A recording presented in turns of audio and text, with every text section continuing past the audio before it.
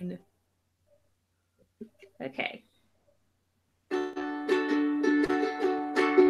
In a coffee shop, in a city, which is every coffee shop, in every city, on a day, which is every day. Hello, friends, and welcome to the 24th episode of Barista Unfiltered, a podcast dedicated to the life and times of baristas.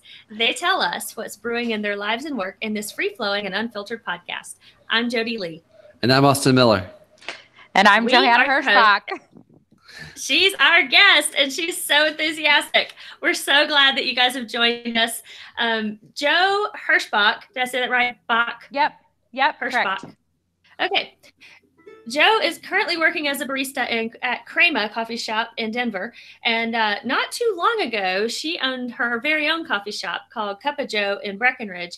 So she knows the industry as an owner and as an employee. And I'm sure she has a wealth of knowledge to share with us. So welcome to the podcast, friend.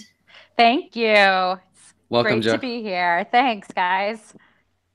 So just as we were getting set up this morning, we always ask our guests if they've heard the podcast just so they know what to expect with the opening and everything. And apparently Joe has had some extenuating circumstances preventing her from checking out the podcast. She's a total newbie. Do you want to tell us what happened to you? So the past few weeks have been a bit of a whirlwind. My boyfriend and I took a vacation down to Sedona, which we do pretty much every year because we are avid mountain bikers, and it's a great place to mountain bike. And I had kind of a freak fall on our second day there and ended up landing on a rock in the trail and lacerating my kidney. I ended up with a grade 4 kidney laceration. And just for reference, kidney lacerations only go up to grade 5, and that's basically a complete detachment of your kidney. And I was misdiagnosed in Sedona, and we ended up driving all the way back to Colorado before we got to an ER, which was 2.5 days later. And that's where they did the CT scan and found out what was happening. And I ended up spending a few days in the hospital and have since just been recovering. So although I've had a lot of downtime, I have not been feeling like doing too much, unfortunately. So it's kind of put my life on hold for a little bit, but starting to feel better and getting back to a normal work schedule and everything. So that's nice. So I don't know. Do surgery? What was that? Did they have to do surgery? No, surgery for that kind of injury is a consideration. So when I first got into the hospital, they weren't sure if they would have to do surgery or not. Basically, like with a lot of kidney injuries, even high grade ones, they'll self-resolve. So even though there was a hole through my kidney, it started healing itself and the internal bleeding was stopping. If it had kept going and hadn't self-resolved, they would have done surgery. And surgery is you just go in and take out the kidney. And then there are other issues. So that was, we had to get past the idea of that surgery first. And then the other one is because it involved the collecting system, you can have issues with the urinary tract. And I'm not entirely clear about what those are, but that was a second thing they were kind of looking out for in terms of surgery. So I had to kind of get over 2 hurdles in the surgery department before I was in the clear. So luckily I didn't have to have surgery. So I'm so confused by how that even occurs. Like, how do you damage a kidney when all you did was fall? Like, there's nothing puncturing through your body, right? Well, no, it didn't puncture through my body, but because it like I said, it was kind of a freak thing. I mean, I crash on my mountain bike all the time. It's just kind of the nature of the game, especially when you get into kind of high level mountain biking and technical terrain and the downhill type stuff. So falling isn't really foreign to me, but what happened was I fell and I fell hard, and it would have been a hard fall were there no other kind of circumstances surrounding it, but there just happened to be a rock in the middle of the trail that was like jutting sharp upward, and I fell right on it. So it wasn't sharp enough to puncture my skin, but it did puncture my kidney, which is weird. I mean, I've fallen a million times and taken a million hard falls, and I end up covered in bruises, but I can otherwise, get back on my bike and keep going and still have a great day. And this one was funny because I had no bruises. Like, you would never have guessed, like, looking at me, that I had fallen, but yet I had internal bleeding. So did you know that this was the worst fall? Did you continue going after that, or did you kind of stop there? We were going through some pretty steep technical sections, and I was in a fair amount of pain. I didn't necessarily know that something horrible had happened, but I was not feeling good enough to get back on my bike. So I had to walk down the remainder of the trail we were on. And then we got to a split in the trail, and we had our puppy with us. So Nick had to go, my boyfriend, to go one way, which was the longer, more technical way to get back to the puppy. And then there was an easier way out to an entirely different trailhead. So I ended up walking that way to the other trailhead, and when he went and got the car, had to kind of circle back around and come get me, which was really interesting because I was not feeling good. And by the time he came to get me, I was kind of just sick of sitting around because I couldn't really sit and I couldn't really stand, and I was feeling very sick. And so I had actually gotten back on my bike and started pedaling towards the town of Oak Creek because I was like, well, that's going to be the fastest way to reconnect. So when he got to me, I was actually on my bike pedaling towards him. Hardcore. Yeah. Yeah, definitely not an experience I want to repeat anytime in the near future. But still, you'll get back on your bike, right? Oh, yeah. Honestly, the recovery time for that level of kidney injury is probably actually less than had I broken a bone.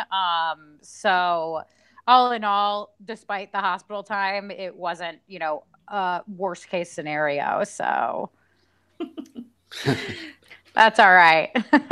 So you guys go to Sedona every year? That's an annual trip? Yeah, we try to. It's just, we love the desert and the riding is great. We've got friends down there, and yeah, it was a shame that this trip was cut short, unfortunately, but that's the nature of engaging in risky outdoor activities. I guess. So, do you ever go to Moab? We do. Well, Nick actually has never spent any time in Moab, but I've spent a lot of time in Moab. We actually, on this trip, I have a friend who lives in Moab, and that was kind of our midway stop, so we didn't have to do the drive in one sitting. So we stopped and spent the night in Moab and went on a hike the next morning, and then we made our way back down to Sedona. Okay. Yeah. How does the mountain biking compare Moab to Sedona? It's very similar, except that Sedona has a lot more cacti, like on the side of the trail. So rocky, technical riding, but with spikes. Yeah, you have to look out for a lot more dangerous things in Sedona. I mean, there are cacti in Moab too, but not quite to the same extent. So, have you fallen into a cactus like Bugs Bunny? I actually have. My first big trip to Sedona, and I'd been there a couple times prior, but I was with my friend Julie, and our first ride on the first day, I did kind of just I was going up like a little technical section, and I kind of tilted my bike over and happened to go off the trail, and I literally used a paddle cactus as an armchair. Yeah. But luckily, I have friends that are nice enough to pick prickers out of my butt. So that's real friendship. Yeah, that sure is. So when you ride your bike, are you using clip-in pedals? I do. I prefer them. Yeah, not everybody does, but they're lower profile, and I just like the feeling of being kind of you're not really secured, but I don't know. I started off years and years ago as a road biker, and I always used clipless pedals. And so when I transitioned to mountain biking, that was just what I was comfortable with. So I actually don't do well on flats. I don't even know how they work. Like, I always used clipless no matter what. Okay. Yeah. I tried the clipless pedals recently for the first time. I've been using the flats my whole life. So somebody gave me a pair of the clipless pedals and some shoes to try out, and I tried it out on the streets of San Francisco. What did you think? I probably shouldn't have tried it out for the first time on the streets of San Francisco because you're stopping every other bike. And for those of you who are listening who don't know what we're talking about, clipless pedals. The name is kind of confusing because the clipless pedals are actually the ones that you clip into. I don't know. I don't understand that. So anyway, so they are like, you wear these shoes and they have these little thingies on the bottom and they like clip into your pedal, but they're called clipless. I don't know. I think there's a technical reason why, but then the flats are just the regular pedals that you're probably familiar with, where your shoes are not attached to the bicycle. But the problem, if you're new to the clipless pedals, is like you have to kind of like do a special movement with your foot to get it out of the clip. And if you aren't fast enough, you'll just tip over and fall. So doing this in a crowded intersection in San Francisco is not ideal. So I think I'll probably need to get somewhere where I can practice it away from all the traffic and everything. So if y'all are ever out there and see a road biker just fall over for no reason at a dead stop, that's probably the reason why they couldn't get their foot out fast enough. So. Yeah, and then as you're falling, I mean, the scary thing about it is you can anticipate that the fall is going to happen. It's not like just like boom, you fall. Like oh no, I'm screwed. I'm falling. That moment of panic. And then you're like, am I going to break my arm? Am I going to break a rib? Like, what's going to happen when I fall over? Like, you have time for all those thoughts to go through your head. And at least you're generally not going very far in that instance. Right. So it's usually more funny than anything. I like the clipless pedals when I'm mountain biking. Yeah. I don't do anything crazy. Like, I don't jump. I used to like jump logs and stuff like that, but that's as crazy as I would get with it. But when you're some steep terrain, like having your foot in that clipless pedal really does like give you that extra power that you want and that connection with the bike. And I totally love it for that.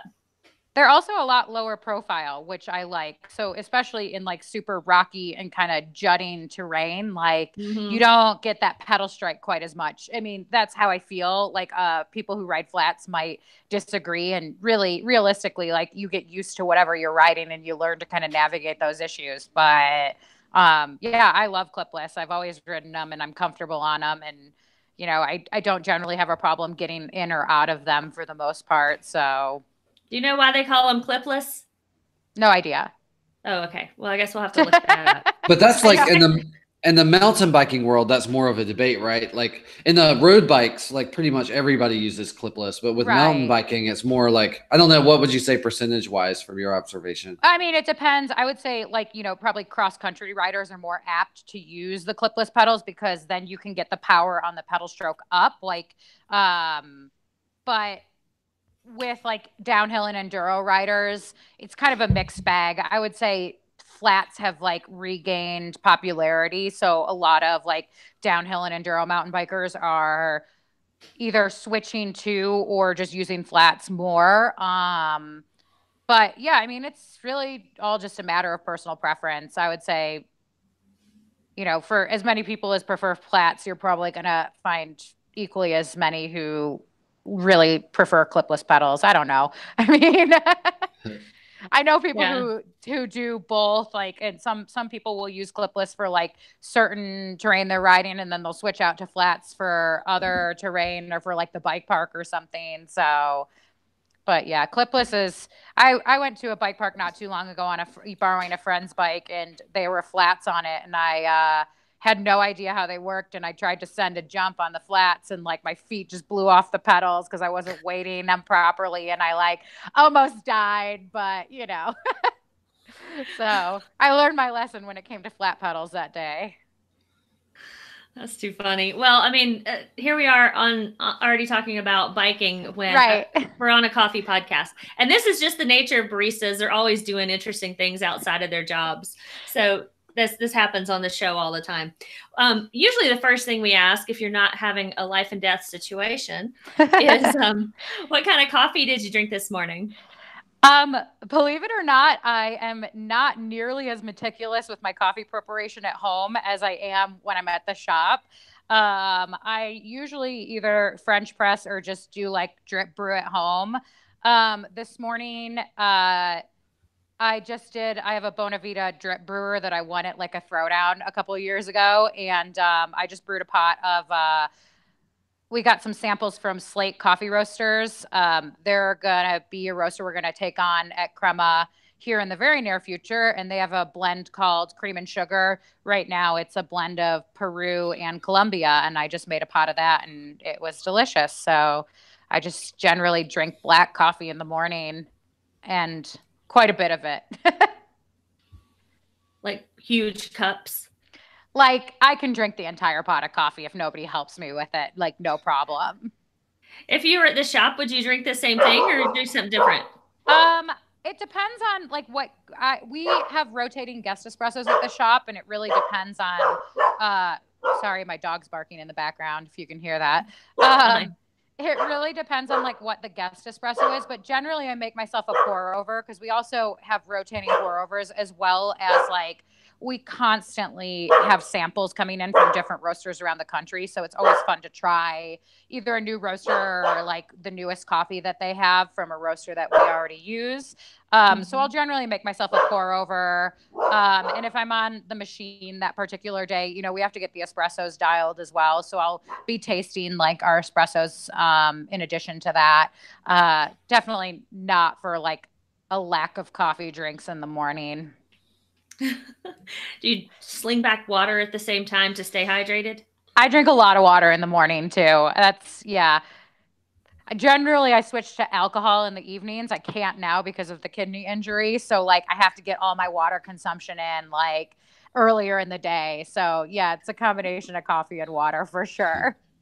At the coffee shop where you work at Crema, they don't sell alcohol there, do they? No. I just, you know, after like a full day of work and like outdoor activities, like I'll definitely come home and like have a beer or a glass of wine or like two most days of the week.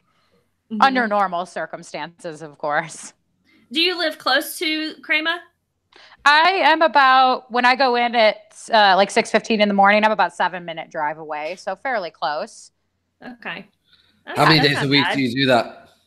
I'm there 5 mornings a week at a minimum, sometimes more. But yeah, my schedule is 5 mornings a week as it is. Wow, that's a lot. And what time do you get off? I'm off at about 12:30 most days. So they're not super long shifts. They're just intense because they're busy. But I still have plenty of day afterwards to go out and do other things, which is nice. It's nice. I feel like the opening shift is kind of coveted too. Like to have opening every day and be able to get off at noon is really nice. I definitely like managed to squeak my way into getting those opening shifts over the few years I've been there. So I love my schedule. And it's super flexible and nice. So I wouldn't change it anytime soon if I had the choice. Well, tell us a little bit about Crema. I want to hear you describe it.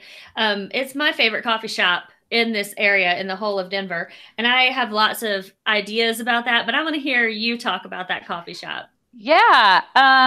Crema's awesome. Crema's been around for almost 10 years. It's in the 5 Points neighborhood, but more familiarly known to most people, I think, now as like the Rhino Arts District.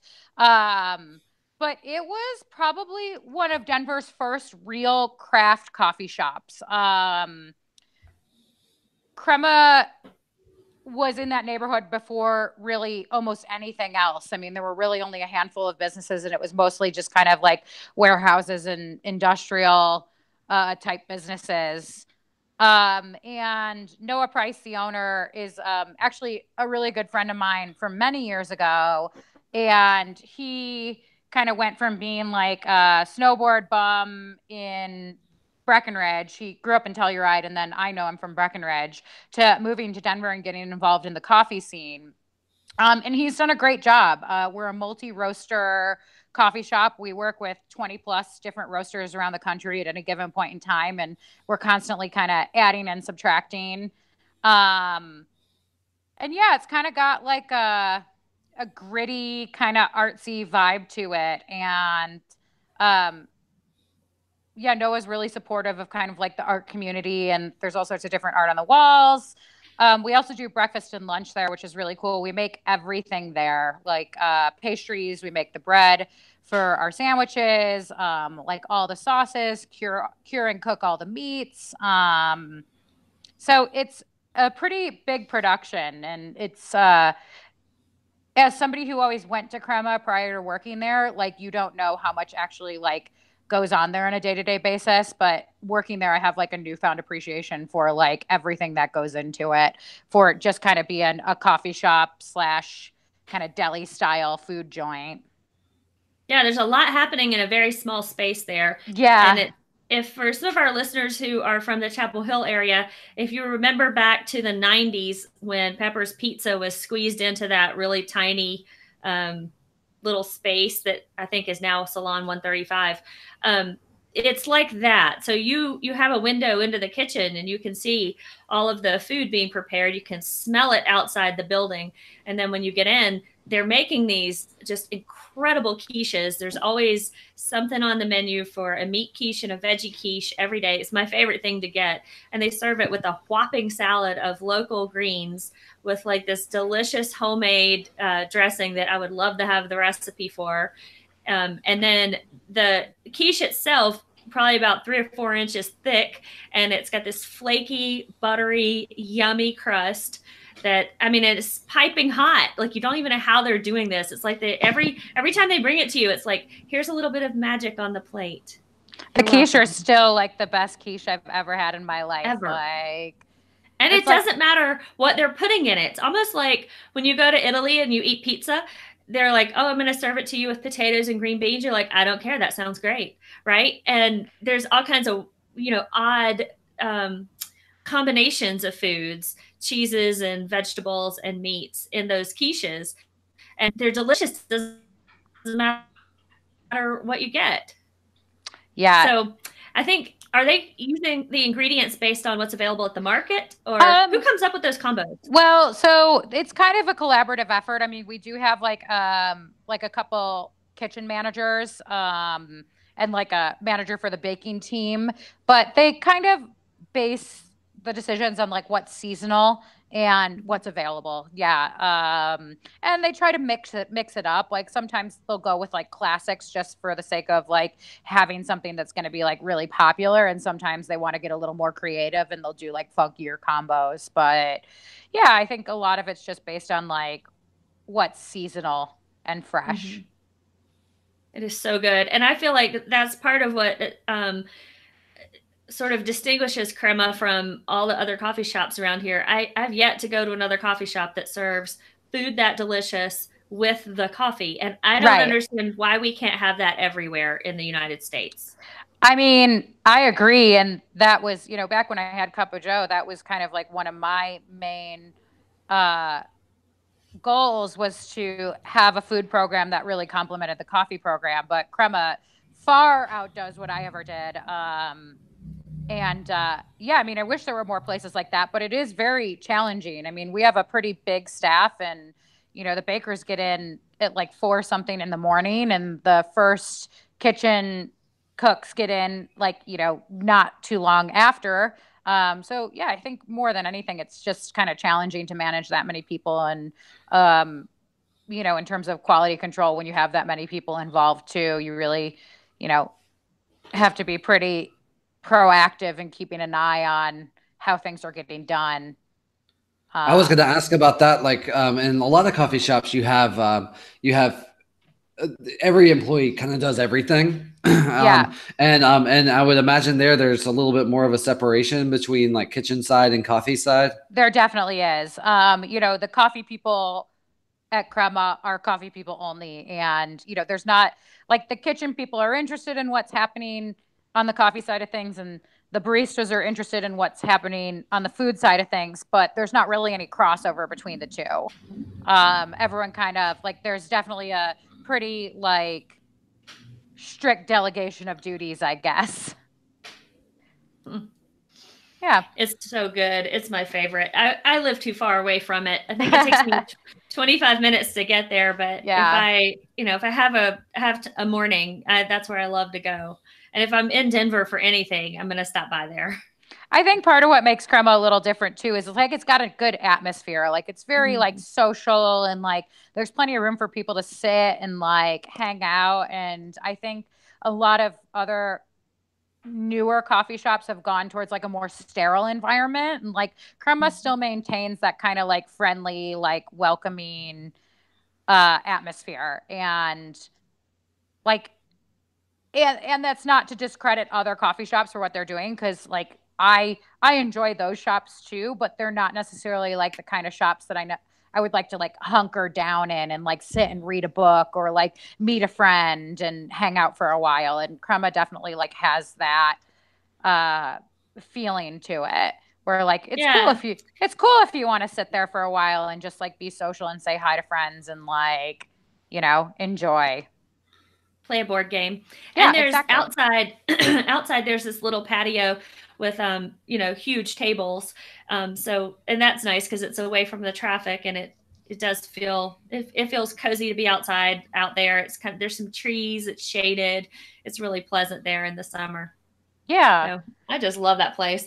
Tell me how you got your job there. You said you knew Noah already, and Right. you moved from Breckenridge to Denver. So tell us a little bit about that transition and what inspired the change. Sure. So I'll start with moving from Breckenridge to Denver. I had been in Breckenridge for a total of about 17 years by the time I was ready to leave. And it was a combination of factors. For one, I had just sold Cuppa Joe, and I really wasn't intending or wanting to go for a career change. And I don't know if a lot of people know, but the mountains are generally not, or the mountain communities are generally not known for like the quality of coffee shops. Like there are a lot of coffee shops, but I think they're kind of, it's starting to change, but a lot of them are still kind of in this old idea of like making dark roasted coffee and like, they haven't really caught up with the times necessarily. In my opinion, I wouldn't consider them a lot like there aren't a lot of good coffee shops in the mountains. So when I sold Cuppa Joe, I had a 3-year non-compete and I wasn't really intending on opening another business right then anyway, but I really wanted to stay in the coffee industry. I love it. And, um, I consider myself to be okay at what I do. And, yeah, I just didn't want to go in a different direction. So that was kind of the main motivating factor after selling Cuppa Joe was Denver's got this amazing coffee scene. Not just Crema, but there are great other amazing shops and roasters coming out of Denver. And I really wanted to be a part of that. So, yeah, and I just, it would have been hard, I think, to stay around Breckenridge after selling Cuppa Joe and not having it be my business anymore. But on top of that, I'd been in Breck for 17 years, and realistically, when all is said and done, the winners are like 10-month winners, and I just got sick of like, most of the year being cold and snowy or muddy, and really wanted more like temperate weather. And working in a tourist-based industry for as long as I did also starts to wear on you after a while. So even though Denver's a busier city, it doesn't feel nearly as busy to me as Breckenridge often did, especially when it comes to kind of the client base we have. There's definitely a difference between like the tourists and people that are kind of just going about their daily lives. Yeah, so all those kind of factors combined were what led to the move to Denver. And as for Noah Price, I've known Noah for about 20 years. We were, snowboard bums in Breckenridge in like our early 20s, partying and riding park every day and, just doing what kids in their early 20s do. Yeah, so I knew him through snowboarding first, and then we kind of reconnected through coffee after he had moved to Denver years later when, he had been owner of Crema for about a year and I was about to open Cuppa Joe.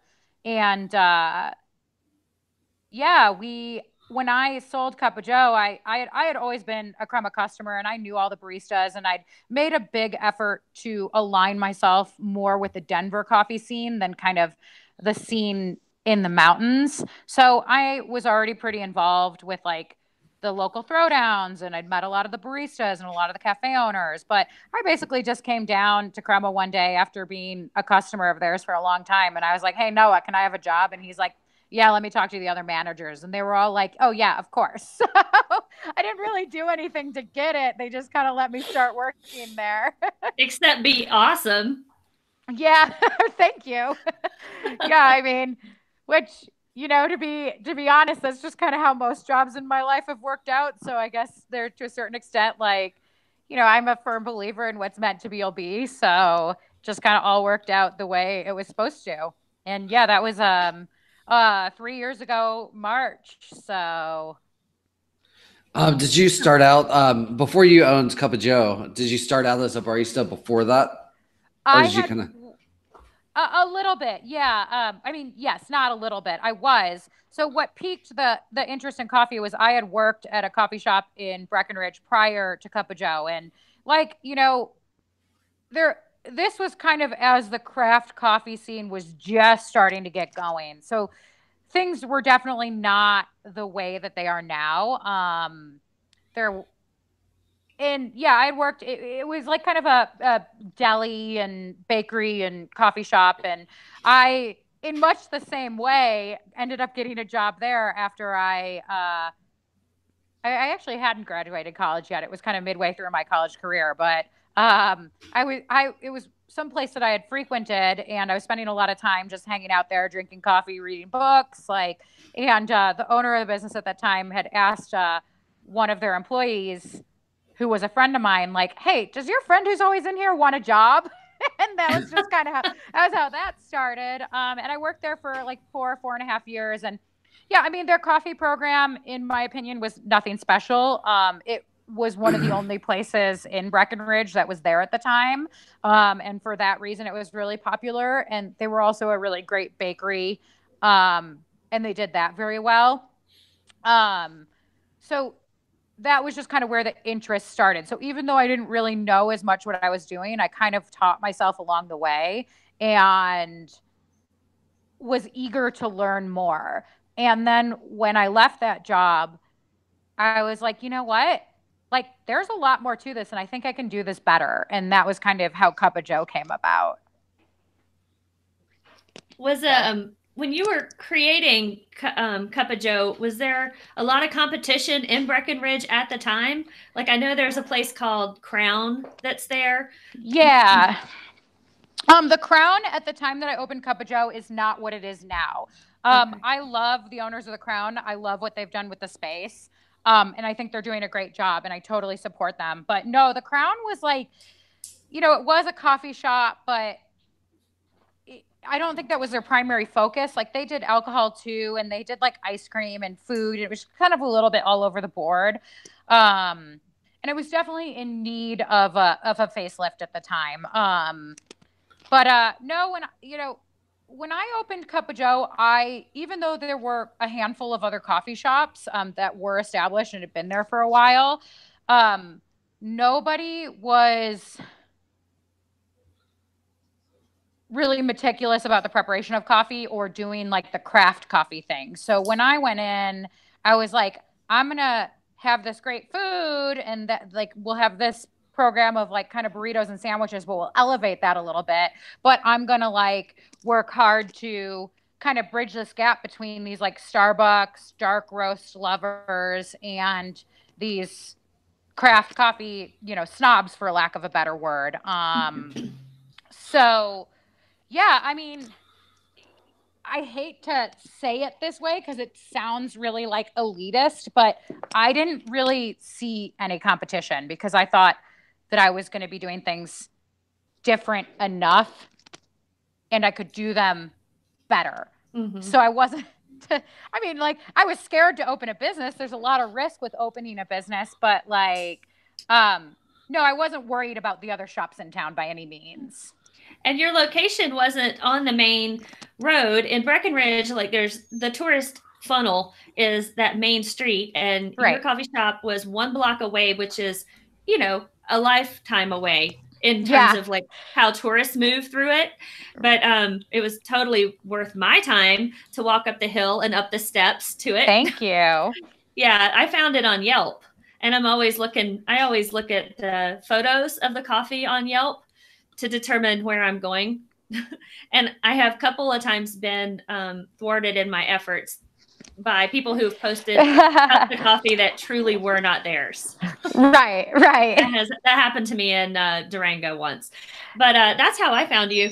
And I don't know if I've ever told you how much I absolutely adore the way you make cappuccinos. But in the world's cappuccinos that I've had, yours are my favorite ever. Like, I don't understand what you're doing, how you're doing it, but you have perfected like creating a cappuccino at the perfect temperature that tastes like silk when you're drinking it. Thank you. Do you have secrets you're willing to share? You know, to be honest, like I think Daisy, excuse me, sorry, my dog is getting into There's a lot of puppy activity. Yeah, she's only 7. I think we may have lost Johanna. Can you see me? No, okay, I can hear you now. It's all good. Okay, sorry. Hold on. Let me get this rug away from her that she's really focused on right now, if you don't mind. We've all had puppies. We've been there. Yeah. It's like every day, she's such a good dog, but like every day she decides that she's going to be obsessed with something new, and then it's like challenging to like get it away from her. Like today, she's obsessed with the rugs. Yeah, so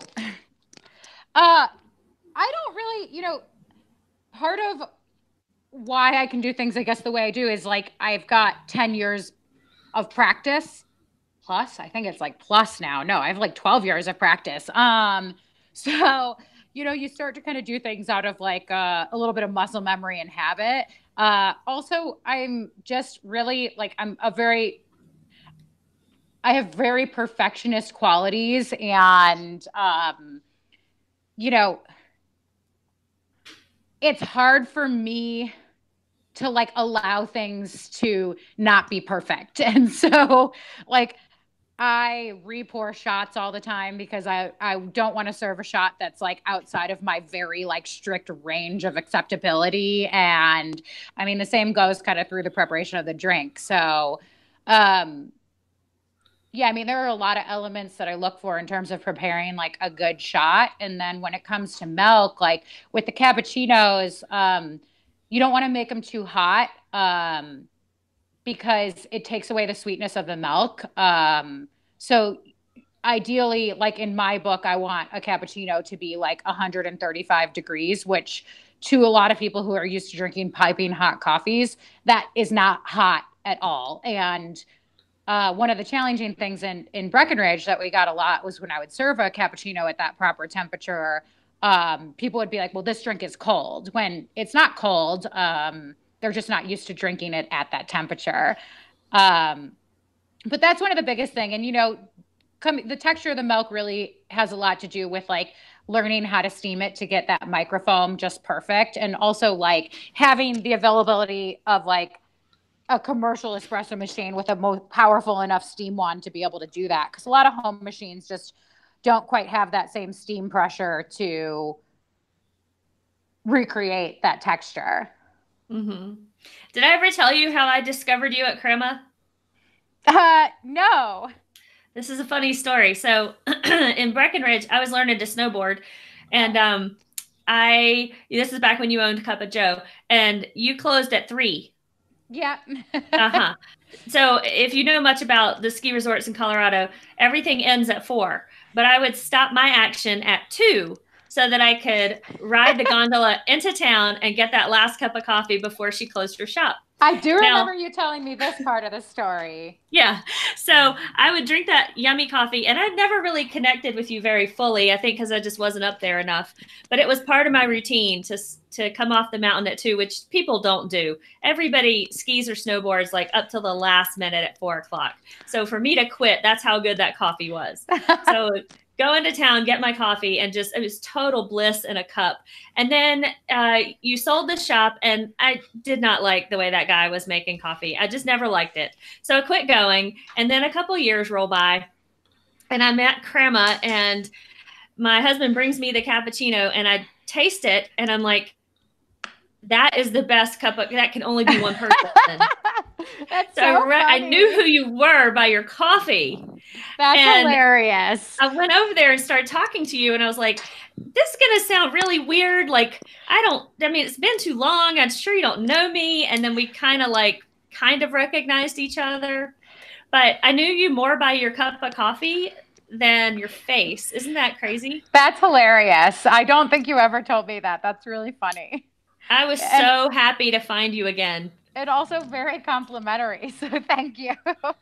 That's how good it is. And it's funny because the cappuccino you pour is the perfect. I love that temperature. It's perfect. And I will gulp it in about a minute, and then I want another one. Whereas most cappuccinos I get everywhere else, it takes me a good 5 minutes to get through the coffee.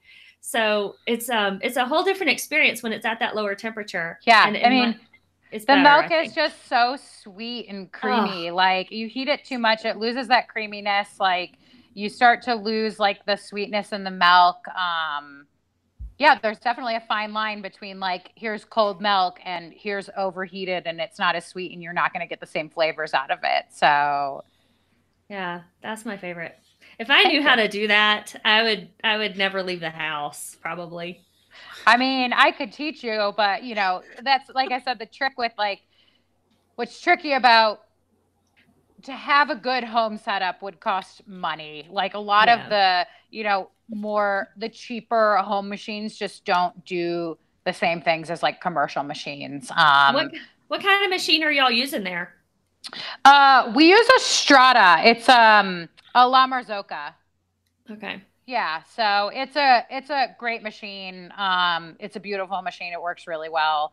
Allows us to do kind of a lot of different profile settings and stuff, which basically means you can kind of change like the pressure of the water coming out to affect the extraction of the espresso. Wow. Yeah, for each shot you could affect the pressure. Yeah. Our machine, because of like the way the boiler system works, allows us to actually be able to use on 3 different group heads. We can have, so we have like profile settings that we can program in, but we can also do it manually if we want. But because of the way the machine is set up, we can use all 3 group heads work independently. So we can use different profile settings on each group head. Whereas a lot of machines, you'll have to have the same profile for all 3 or all 2 group heads. So does that take a whole nother level of training to train someone to work on that? Or does every barista mess with that? No, we do kind of standard profile settings, and then we just kind of leave them at that. Every now and again, we'll go through a reprogram of the profile settings, but they've been working well the way we have them set. Like, and with our house espresso, because the blend will change, but what we're looking for in our house espresso, which is a Herkimer blend, doesn't change. Like in terms of the qualities, we're looking for like a chocolatey espresso, something that has like a pretty heavy body, should have like a little bit of baking spice notes to it and some nuttiness to it. And since those qualities stay the same, like the formula for extraction is generally going to be the same. So we don't mess with that profile at all. And then we'll always have a rotating guest espresso from a different roaster, which is generally a single origin espresso. And then we might kind of, when we're dialing it, use a different profile based on like what we're getting out of that espresso and what we want to get out of that espresso. So that's the one that kind of like changes a little bit. So although we don't necessarily change the profile settings themselves, we'll change like what profile we're going to use to for that like particular espresso, if that makes sense. It does, yes. It's just it adds a whole nother level to how you interact with the machine. Right. Yeah.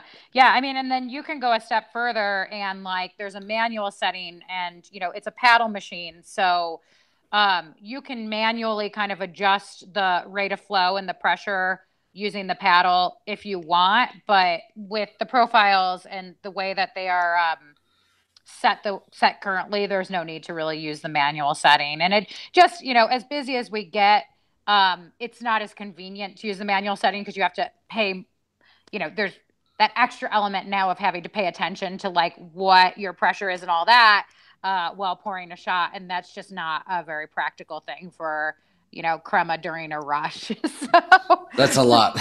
Yeah.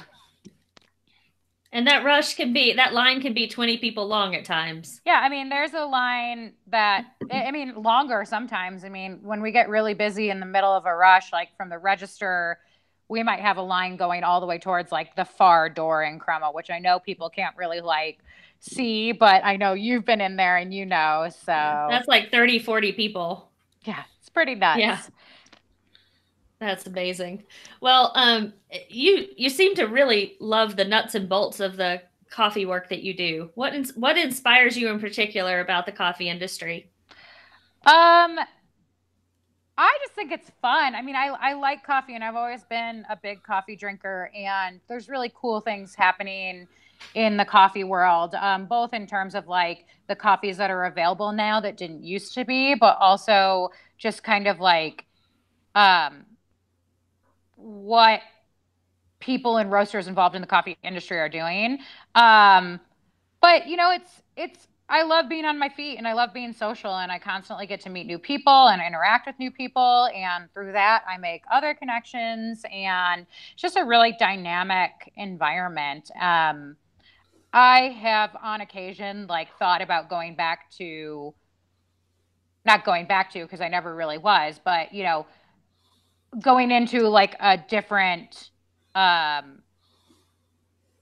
profession entirely, like maybe using my college degrees or something like that a little more. And the thought of sitting behind a desk and not moving around all day and like having to be in front of a computer, it's just like I can't even, the idea gets tossed out just as quickly as it enters my head, because I can't even like fathom what that would be like.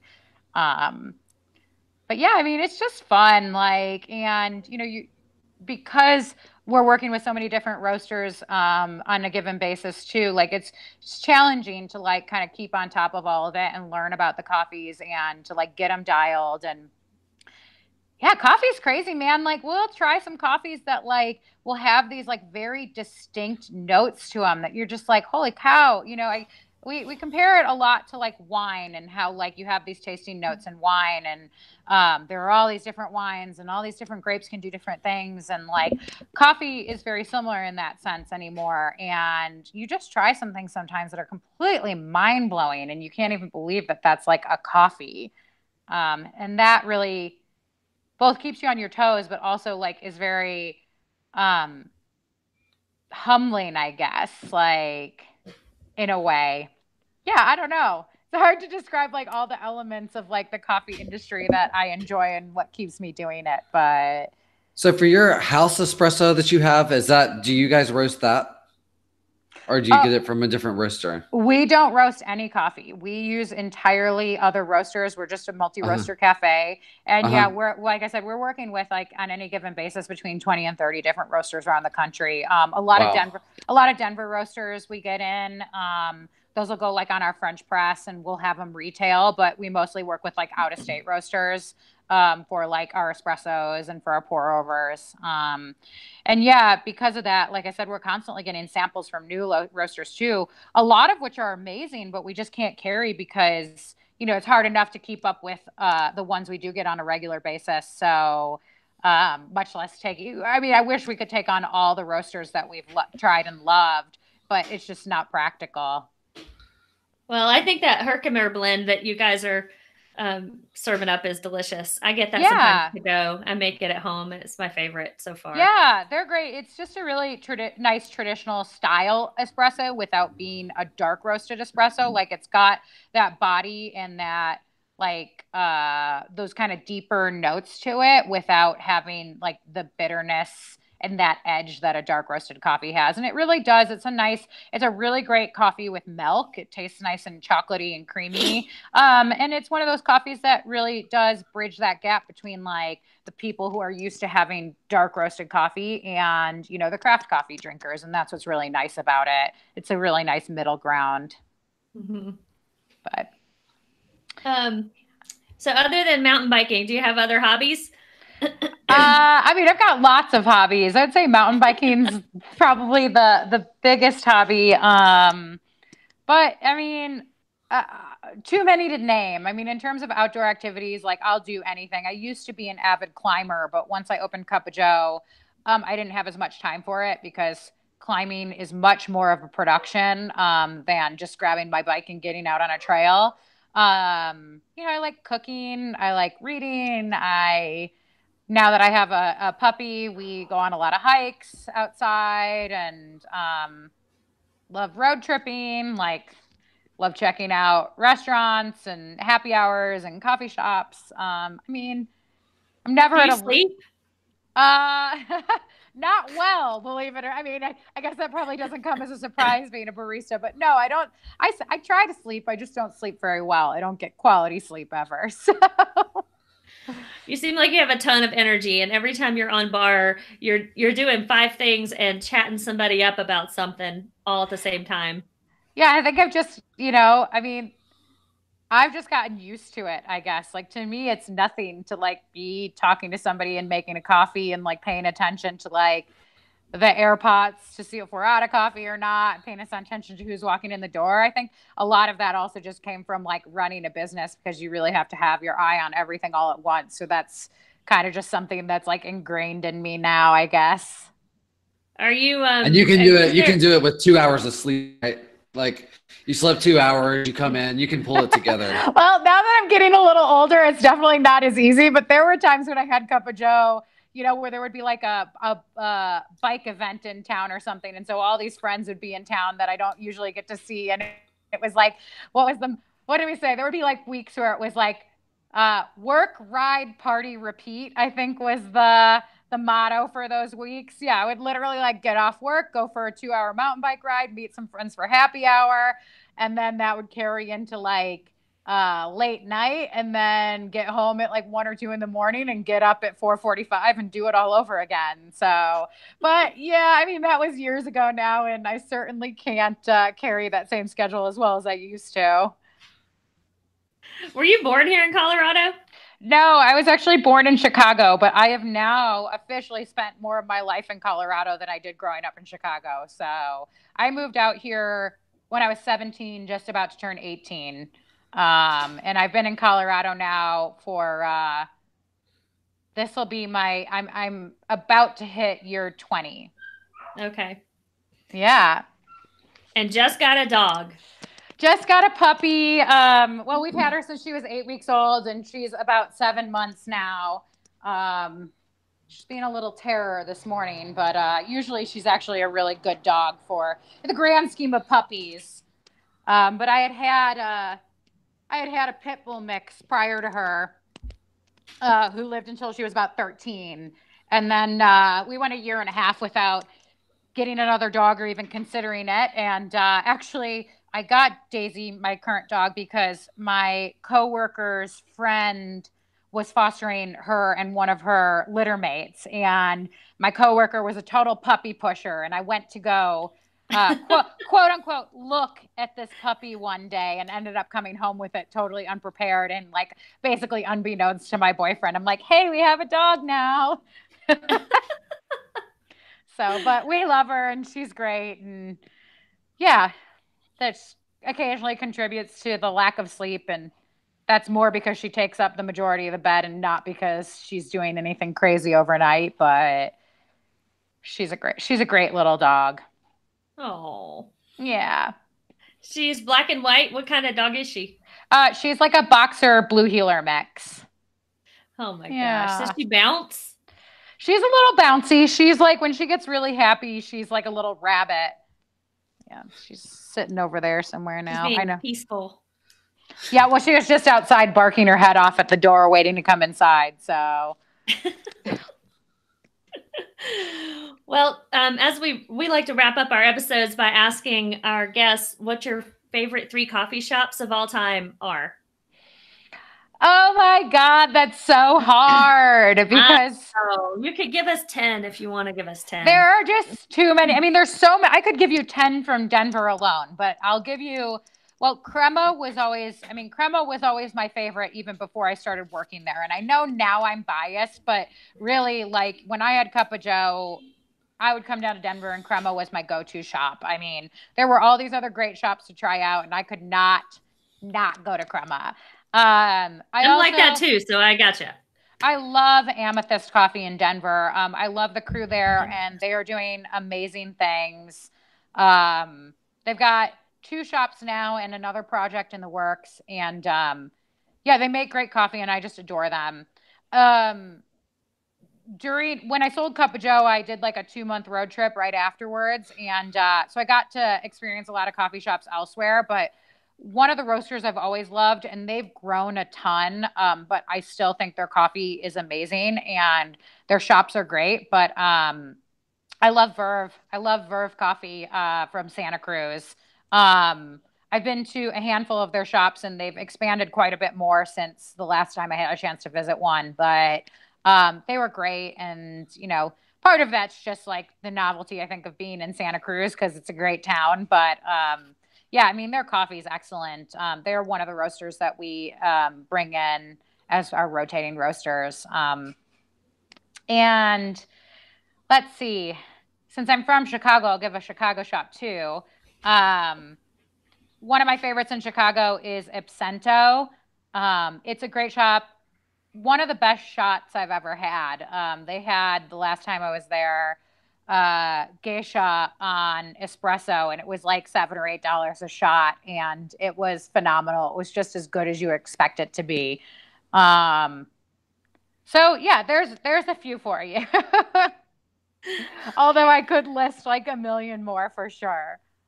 Yeah, a lot of people recommend Amethyst. I got to get down there and try that. Yeah, they have a new shop on like 44th and Yates over in like the Lakeside area, and they're very close to my house, so we go over there pretty regularly.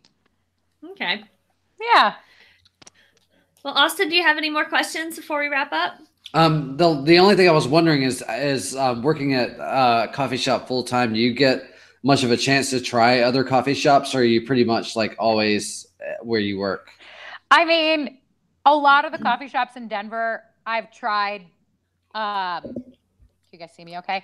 I've already tried, so I have that experience. But no, I don't. I only have 2 mornings off a week, and a lot of the times I just don't feel like leaving my house. I want to take it easy in the morning. I don't want to go anywhere, so I don't get to explore the new shops as much as I would like. And I know that there are some great new ones that I have to get to. I just haven't had a chance. And I, to be fair, could motivate myself a little more and would have plenty of time to get out and actually get to them. I just tend to be kind of lazy on the mornings I get at home. So that question just occurred to me because we just had a Verve that opened like right in my neighborhood, and I've never even tried it because I'm so, like I work 2 blocks from where I live. Yeah. That's where I go, and I love Spikes. But it is good to go get out and try other places and see what they're doing. So absolutely. I mean, yeah.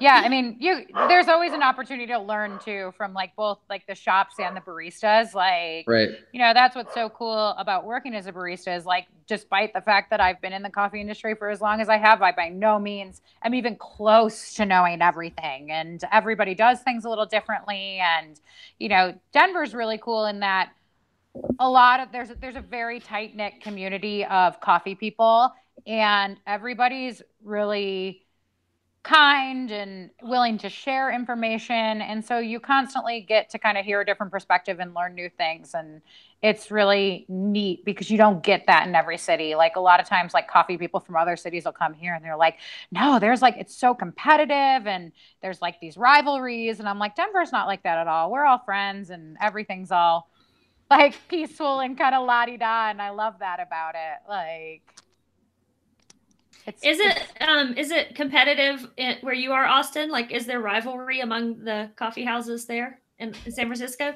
Yeah, not from where I stand, but I'm not working. I'm not working in the Mission. Here in the Castro, like, Spikes is the only, like, I can think of Spikes is the only, like, local, like, this is our neighborhood coffee shop kind of place, and the rest of them kind of started in other neighborhoods. So I would imagine if you're in the Mission and you're working at one of those coffee shops that started there, there might be more of a rivalry or more of a collaboration. I don't know. So I can't really answer that question as far as like how the other neighborhoods are. But here in the Castro, like, really, there's Spikes and there's Castro Coffee Company, and there's the only, like, just endemic to this neighborhood coffee shops. There's no rumble among the rainbow. Nope, not that I can tell. It'd be nice if there was more collaboration, though. I'd like to get to know more of the people that work at the different shops. But I guess we're all so busy here, paying $8 million rent. Maybe you should host a throwdown or something. Yeah, it's a good idea. Right. It is a good way to get, like, coffee people together. Like, throwdowns are super fun. I always love going to them. Like, just to kind of hang out with other coffee people outside of, like, our cafe environments, and have that little bit of kind of, like, fun, like, not so serious competition. And then there's always the opportunity to, like, win money and prizes too, so, like, that's cool as well. But yeah, they're having one here in Lafayette at Otis on the 30th of March, I think. I was at Otis recently, actually, just having a little meeting with some other coffee people to talk about some of the projects they had going on. So that's good to know. Yes, I think they're having sort of a grand opening, even though they opened months ago. They kind of just now getting around to having the big party. Right. So that's happening this Saturday. Cool. I'm gonna miss it. I'll be in Italy drinking coffee over there somewhere. If you end up in Milan, go to Orsanero Coffee. Okay. It is probably, I would say, the only, like, craft coffee shop in Milan, or at least the only one that I know of, and they're doing a phenomenal job. Okay, I'm adding that to the list. Yeah. It'll be our first international recommendation. Cool. Orsanero. Yep. Orsanero. All right. Well, as we end up in this episode, we again want to thank Joe for being with us today, and thank all our listeners for joining us. If you know a barista or coffee industry expert who should be featured on the show, write to us and tell us. Our email address is infiltered.com. You can find us on Facebook, Twitter, Instagram, and YouTube. And if you haven't already subscribed to us on YouTube, get clicking. Hi, Daisy. If you have time to write us a thoughtful review on Apple's iTunes app, that would help us get noticed by potential listeners out there. So type away if you can. We've got a couple podcast patrons now through Patreon. So if you want to join the cool kids and support the podcast, that web address is patreon.com/baristaunfiltered. I'm Jodie Lee. And I'm Austin Miller. Y'all be good and stay caffeinated, friends. Bye. Bye. Okay, so now wait.